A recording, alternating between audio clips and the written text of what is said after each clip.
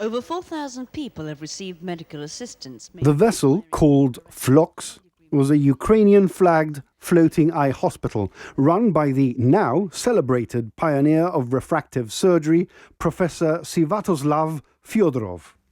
The vessel arrived in Gibraltar in 1993 and quickly attracted hundreds of patients from Spain and across Europe, drawn by cheaper prices and shorter waiting times. But by early 1995, the operation was in trouble. Internal reports showed the FLOKS was under arrest for unpaid bills. Its Russian doctors had left and medical activity on board had ceased. Despite this, Gibraltar police noted a FLOKS consultation office had appeared on Coaling Island, offering follow-up checks and eye examinations on shore.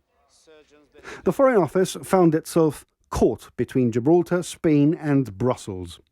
The European Commission and the European Professors of Ophthalmology had written to the UK demanding to know whether the Russian doctors' diplomas met the standards set out in EU legislation, which governed the recognition of medical qualifications across the European community.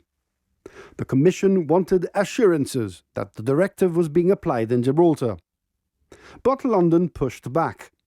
In correspondence, now declassified, the Department of Health argued that the directive only applied to EU nationals, and that each member state was entitled to decide whether to recognise third country doctors.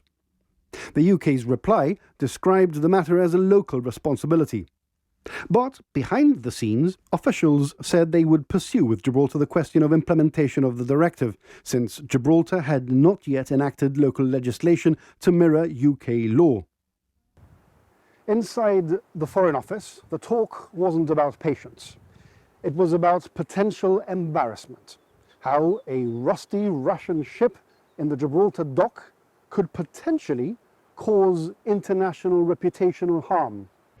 In Parliament, the Chief Minister, Joe Bossano, said that any onshore clinic would be illegal unless the doctor's qualifications were officially recognised. One particularly intemperate memo from the then Shadow Foreign Office Minister Tristan Garel-Jones asked what the government was doing about a Russian ship gouging people's eyes out at enormous cost. To which Minister David Davis replied that the UK had raised the issue with Gibraltar after professional objections.